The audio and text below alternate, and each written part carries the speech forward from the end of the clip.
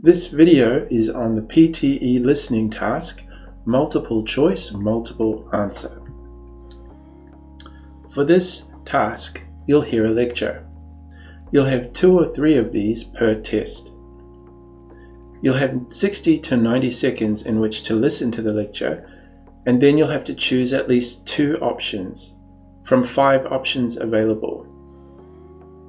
And there's negative scoring. So what is negative scoring? Let's say, for example, you choose 3 options out of 5 and you get one of those wrong. That's 2 correct minus the incorrect is 1 point. So for everything you get wrong, you get a point subtracted. You'll need to take notes while you're listening, which means you'll need a strategy. So let's talk about note-taking. Within the 60 to 90 seconds, you will typically hear something like as follows: an introduction, up to about 10 verbal sentences, each containing a key idea. That's generally about 5 to 10 complex sentences that each contain a key idea, and obviously you don't have enough time to write 5 to 10 complex sentences, so you should only write the basic structures and the keywords. Listen to the following spoken text and analyze this example of note-taking. Technological change has had a profound effect on the way music is made and how it sounds, as well as on the way we listen to it. New technologies, and I mean this in the broadest sense, not just electronic devices, can alter the sound of music and, in the case of electronic recording systems, affect the economics and distribution of music. For example, the innovation of the valve trumpet in the 19th century changed the sound of the orchestra. Now, everyone has easy access to a wide variety of music, but it is arguable whether this has increased our understanding of it. Before radio and recorded music, those who could afford it would have pianos or pianolas, mechanical pianos that played a role of sheet music, so the basic ability to read notes off a page was more widespread. However, these days, regardless of whether or not we are musical experts, there is no doubt that music enhances life, and with the internet, sites to download music from, file sharing and so on, we have access to more music than ever before, and a lot of it for free. Which of the following technological advances has had an effect on the economics and distribution of music? A. Piano sales. B. Electronic recording systems. C. The internet. D. The popularity of pianos. And E. The ability to download music. Remember to refer to the notes that you've written down. So, for example, the intro says that tech has changed how music is made and sounds and how we listen to it. Number 1, new tech can alter the sound and the economics and distribution of music. Number 2, despite more access to music, it hasn't increased our understanding.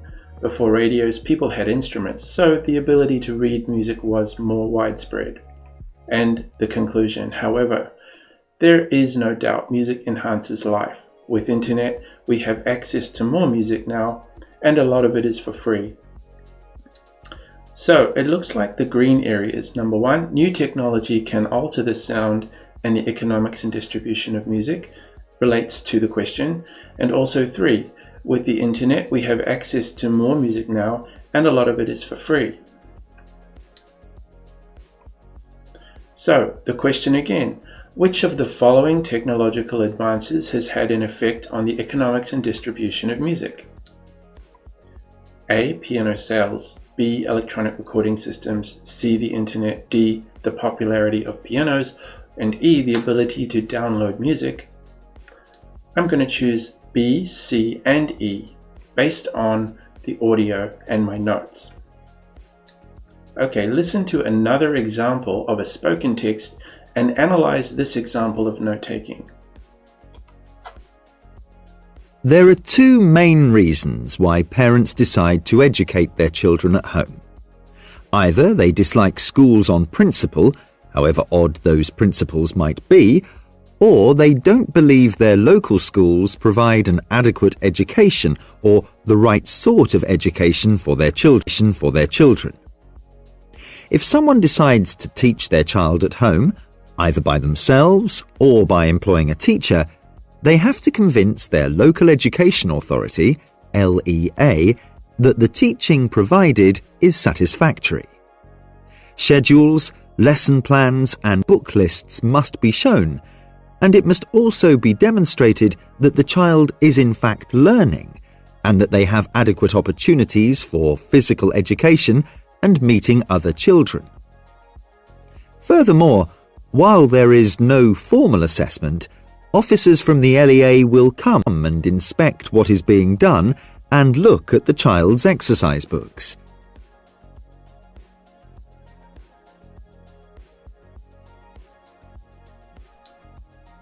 Which of the following conditions need to be met by parents who want to educate their children at home? A. They must provide lesson plans. B. They must ensure their child plays a sport. C. They must assess their children's performance regularly. D. They must provide book lists. And E. They must keep a record of attendance. Remember to refer to your notes. And the notes say, intro, 2 reasons to educate children at home. So there are 2 reasons. The first one is parents dislike schools, or 2, parents don't believe schools are any good. In the second part, if one decides to homeschool,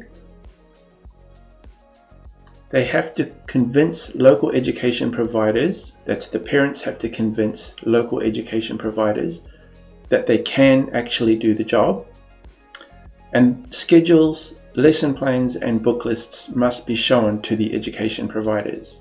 And the third part, parents also have to demonstrate that the child is learning and the child must have opportunities for physical education and socializing. And in the conclusion, while there is no formal assessment, officers from the local education authority, or LEA, will inspect and look at child's exercise books. Okay, so it looks like schedules, lesson plans and book lists must be shown. That's related to the question. And children must have opportunities for physical education and socializing. So that doesn't mean they have to play a sport, but they should have opportunities for physical education. So the green one, I would say, is part of the answer, and the blue part is a trick. In other words, where it says D, they must provide book lists, I think that's correct. A, lesson plans, that's definitely correct. But it doesn't say that parents must ensure their child plays a sport. It says physical education, which is not actually just sport. Physical education is anything physical. Okay, so yeah, I would say A and D are correct. And that's the end of the video. So this video just gives you a basic rundown or a basic idea of how to do this task. Go through the video a couple of more times just to see what you're supposed to do. And remember, your note taking is especially important for this task. So good luck with your PTE preparation.